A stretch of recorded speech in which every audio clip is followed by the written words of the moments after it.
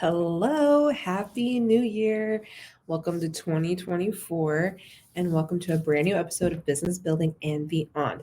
I am so excited to be here with you guys. I cannot believe one, it is 2024, two, that we are still in season 4 and that we have stepped into year 5 of MDMC entertainment. This is nuts to me. I was actually reflecting on this over the time that we had off. I did take those 2 weeks off.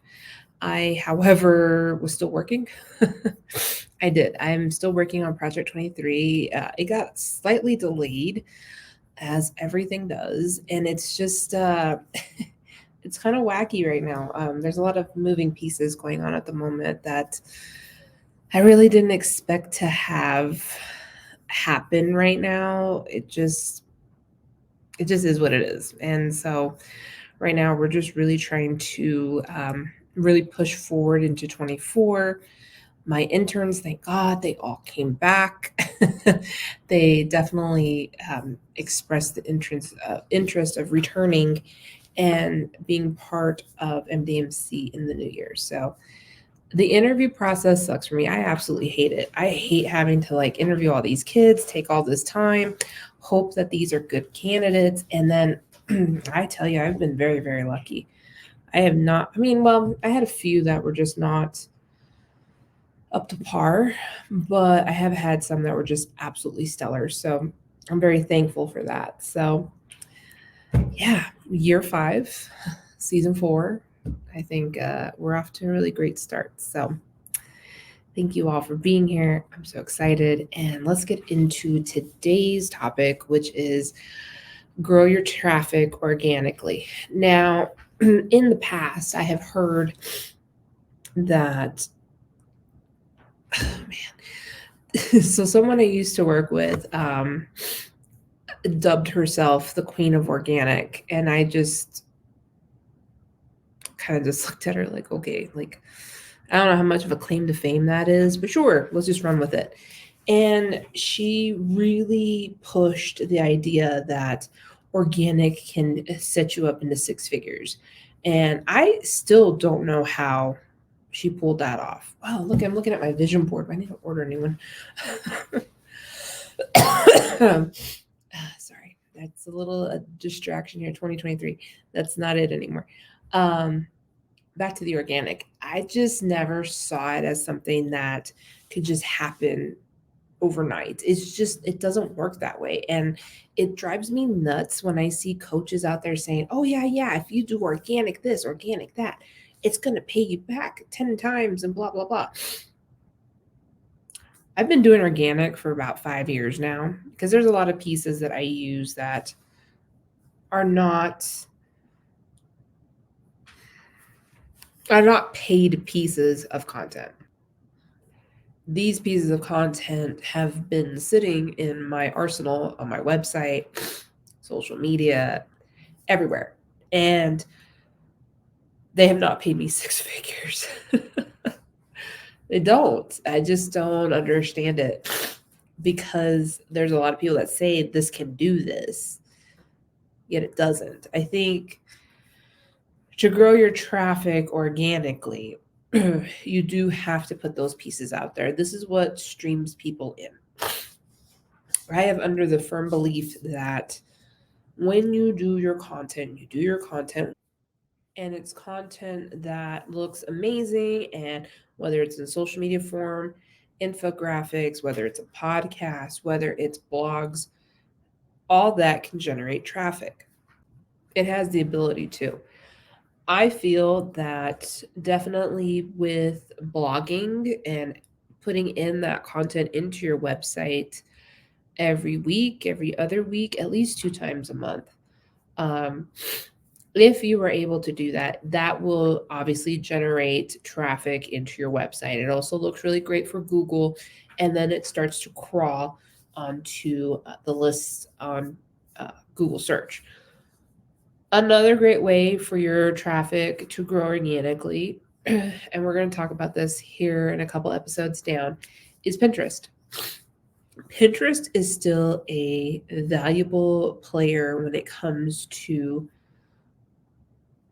generating traffic. I think for the e-commerce world, it's fantastic. I think for, you know, service-based businesses, especially like interior designers and like photographers, or, people that are in those spaces and those aesthetics that, can generate something that is aesthetically pleasing, which is totally in the style right now. If you are someone that can generate something like this and someone is generally looking for you to recreate that, this is your time to shine. You can put all of that content into Pinterest, write out the perfect description, link it, and then send it off into the masses. And the great thing about Pinterest is when you have that link in that image, it is going to generate through, and people are going to save it. They're going to like it. They're going to click on the link and then go forward. When I worked at one of the remodeling agencies, I think that was one of the first ones I worked at, Pinterest was the number one generator of traffic to the website. And that's because the team that was working, the SEO team that was working on that account, they were able to jump ahead of the curve and make sure that this is what was happening. So this was 2012, 11. It was right when it came out, because I remember 2011, I worked at a newspaper I was an editor of. And I remember a reporter friend of mine, she's like, hey, I have the invite. I said, send me the invite. And so once I got in there, I was like, oh my God, it was nuts. It was crazy. I feel like that was 2011 going into 12. Yeah. I was trying to think what I spent one of those years going into I spent New Year's in New York at Times Square. I think it was 2010 going to 11.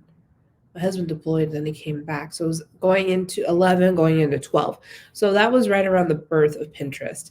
And I remember that was really the thing. And so by the time I spent about, from that point I got the invite, so about a full year before I actually started working at the remodeling company, this was already generating massive traffic. So that's one of the important things about jumping onto social media platforms when they first hit, is to really solidify your footprint. Like, I wish I had jumped into TikTok a little bit sooner, because things were growing fast in TikTok. But nonetheless, Pinterest did a huge thing for that account. It did so well. And it got to the point that it was generating a ton of traffic to the website, which then helps Google see, hey, this is a viable site. It's reputable. It's doing all the things. We need to get that site, let's push it up to the front. So it really helped with the SEO portion of it. So that's important. Anytime that you have content that will deliver a direct link to something, it's important to use. We have a client that uses the later grid. So the link in bio, you go into the link in bio and it actually shows the grid. It's an exact replica of what's happening on the feed. So when you go to the link, you can just click on whatever it is, boom, boom, boom, and then it works. And so you can generate traffic that way. We did that quite often for this news network that we work for, who's a client of ours, been a client with us since the beginning. And we've literally drove a lot of traffic that way. So maybe if you want to have a grid system like that, it would be really great to kind of just move that content that way, which is pretty impressive. I think if anytime you have someone that is link in bio and you have an exact replica of what the grid is, you can click on it and boom, which I don't understand. Well, I guess I do understand. Instagram wants to keep you on their platform. They don't want you jumping off to it, which is why there's been workarounds created for that. I think that was an additional $25 I've been using later to do that for that company. So if you guys want to try that, if yours is like a lot of content based or e-commerce or whatever, and you need to drive that traffic to your site, that's a really great trick to use. A lot of things that I tell a lot of my interns to do especially when it comes to posting things onto social media, and especially if it's something that is related to a project we just finished, or maybe we're hyping another site, whatever. So the rhyme and reason of posting how we post is we do a caption. So the caption is about 2 to 3 sentences. Underneath it is like, for more information, visit us at, and then we'll put the website. And then another paragraph is for the hashtags. So obviously I have taught them to do this differently. So they can do that structure for Facebook and LinkedIn. But when it comes to, oh yeah, and X. But when it comes to going into Instagram, it's like link in bio. So obviously, and again, Instagram wants to keep people on their platform, which is why they're not going to make it easy for these people to jump off, which I think is one of the reasons why. So it took them so long for us to be able to put a link into our stories now. It used to be you needed 10,000 followers. I'm like, I'm never going to get 10,000 followers. I need to be able to cross market things. And I always thought that was great that people could do that. But man, it sucks if you're just a regular Joe and you need, your link somewhere and you can't push your content. It sucks. So, I think Instagram is slowly making those strides. However, it's going to take a hot minute. So that's another way to do that. I always suggest, if you're writing blogs or you're really pushing a specific thing, always utilize your social media.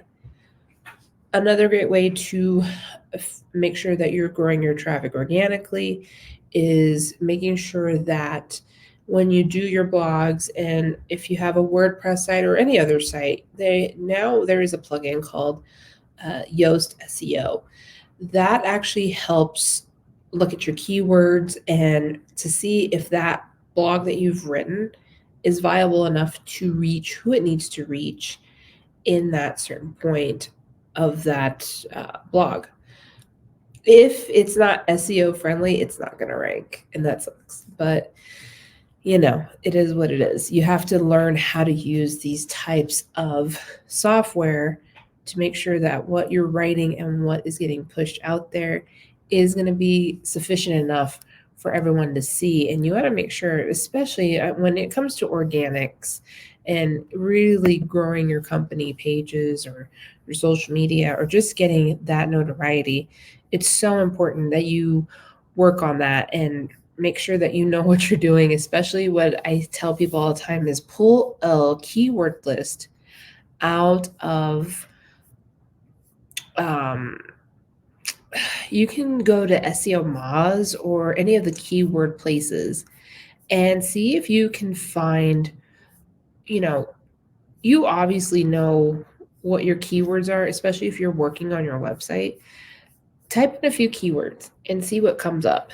You never know, right?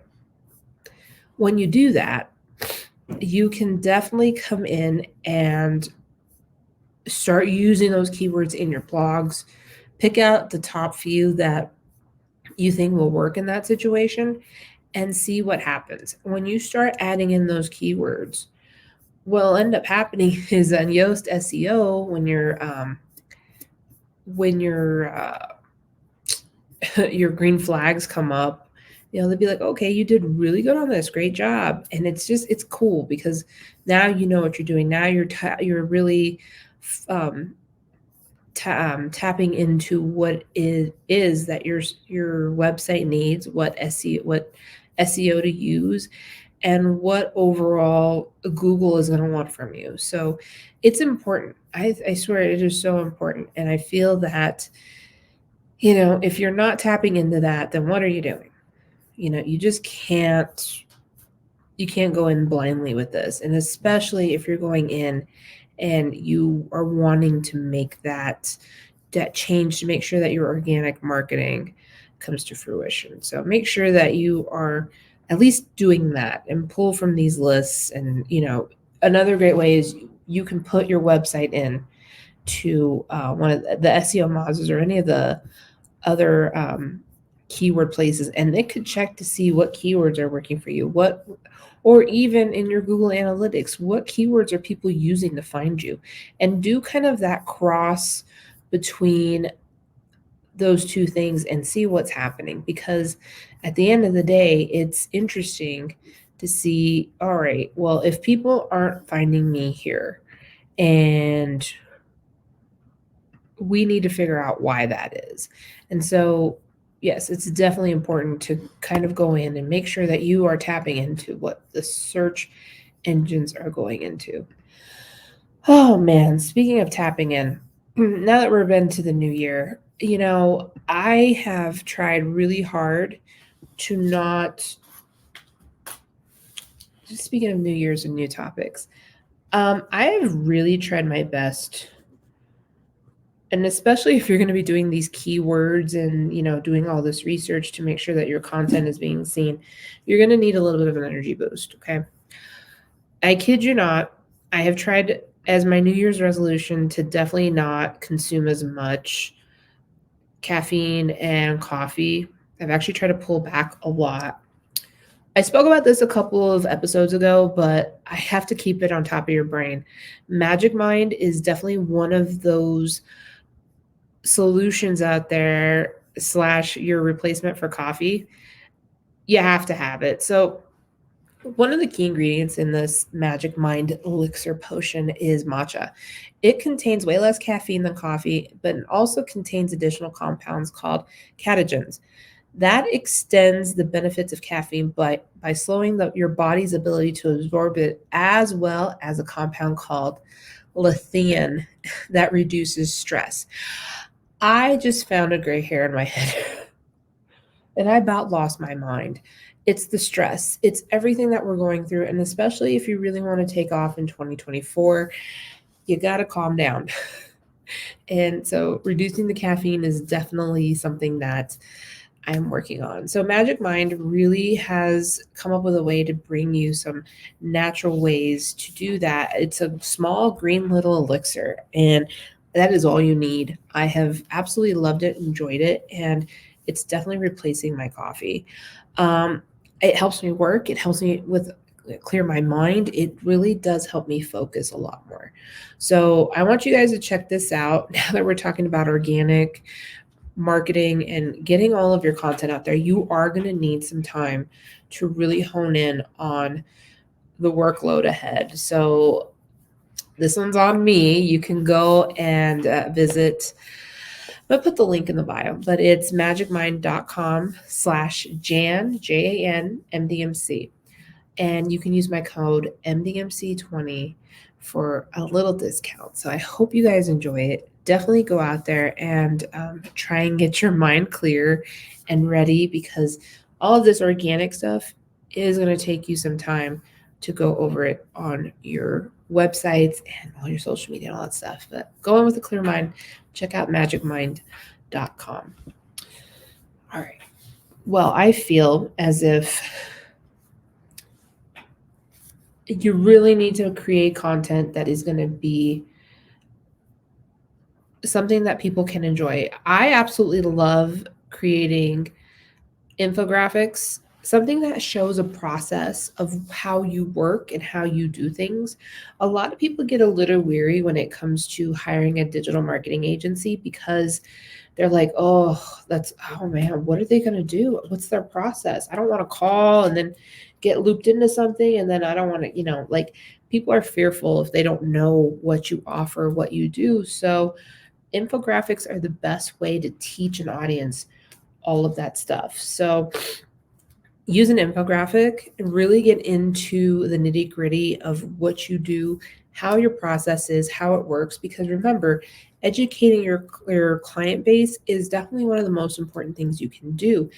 It really does help your customer figure out whether they should give you a call or not.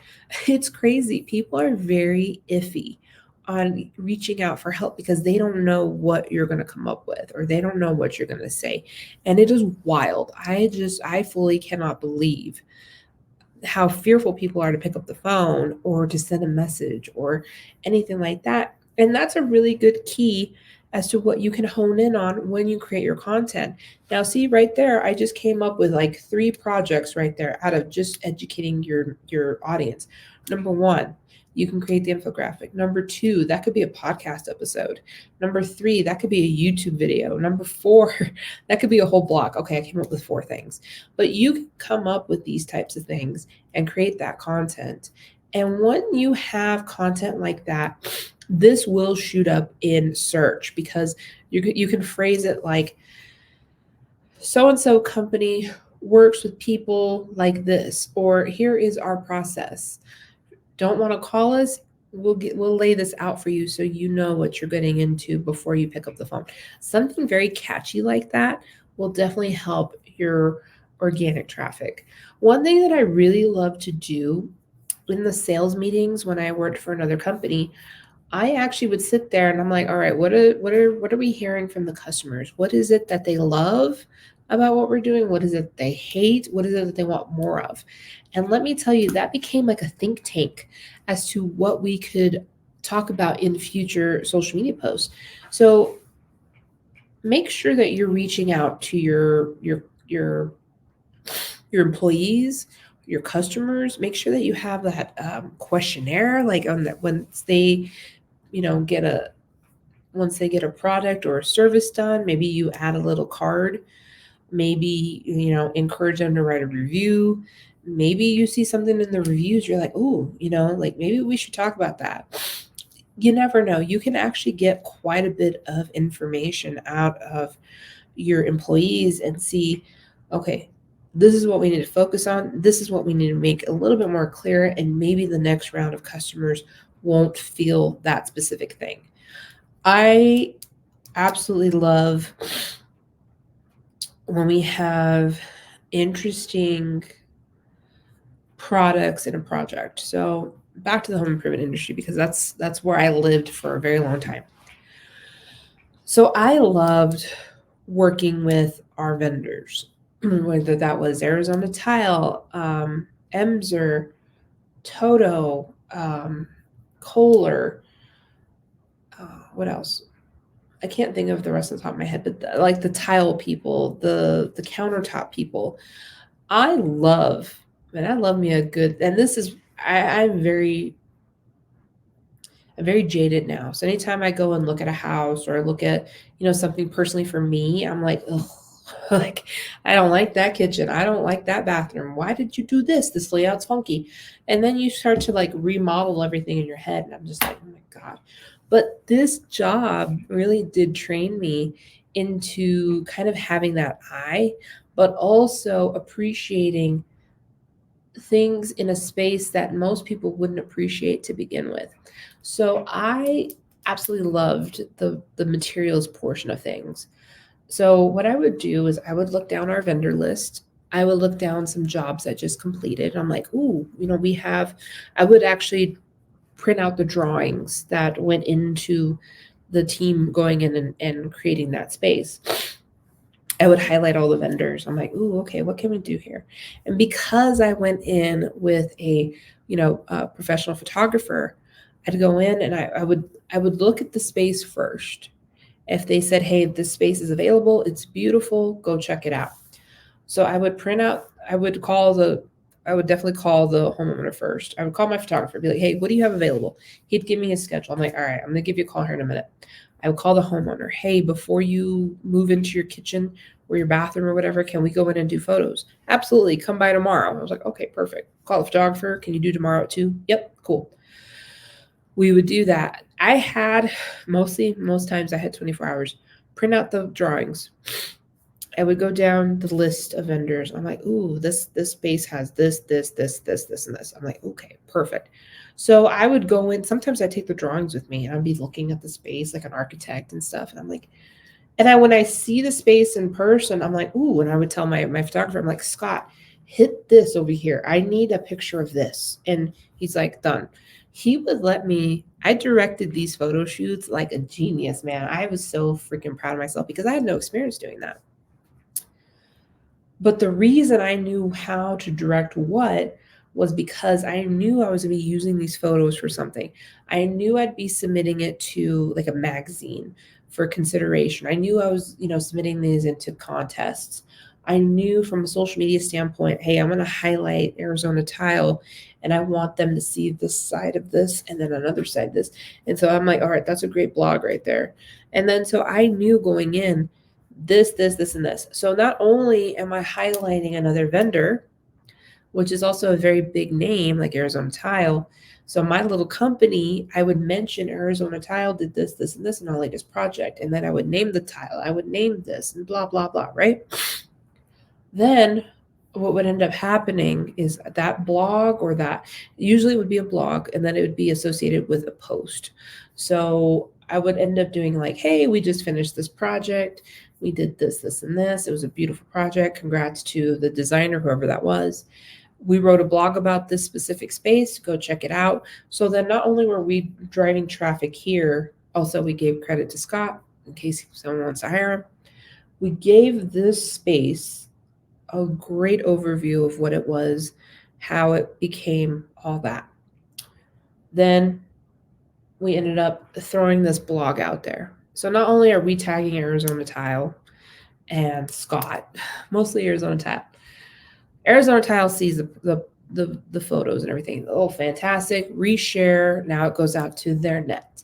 But now, because I mentioned Arizona Tile into the blog, now Arizona Tile knows there's a blog out there. They can also reshare it on their end. Hey, this company wrote a blog about this project we did. This is some of our products. Go check it out. So now we're also backlinking onto the big notable website like Arizona Tile. And then what ends up happening is their audience is now coming to our sites and so on and so forth. So that is a really great way to build up your content. I mean, that's a really great way to not just write something very thought out and very amazing, but you're also driving traffic organically. So you didn't pay for this. You didn't pay for a boost. You didn't pay for an ad. You literally sat down, researched what you needed, made it beautiful in the social media form post and on a blog, and now you're driving traffic. So sometimes associating other people with a larger audience to help build up your content is a great way to grow organically. I would suggest doing that once a month and if you're using vendors, highlight vendors. If you're using, another great way, affiliate marketing, bring in an influencer to help you boost that and grow organically. However, that's not organic because you have to pay the influencer. But having a bigger name push your content is amazing. So, there are tricks of growing organically. You will need help. But at the end of the day, there are ways of growing this organically. So don't be afraid to go out there, do the research, definitely check it out. Make sure that everything that you're doing makes sense. Don't just throw stuff on the wall and hope it sticks. It's just never going to work that way, period. So have fun with it. Have fun with your content. Definitely get creative, especially with your infographics, and really give it your all. This is your company. This is what you love. This is what you're doing. And, there's no reason for you to be afraid of showing everyone that you can do this. So go out there and have fun. All right. I hope you enjoyed this episode, or episode 11, Grow Your Traffic Organically. I hope this helps. I can't wait to hear your stories on how you grew your stuff organically. And I just can't wait. Have fun with it. It's a brand new year. Make this part of your strategy, and I'll see you in the next episode. You have a good one. Happy New Year, and we'll see you soon.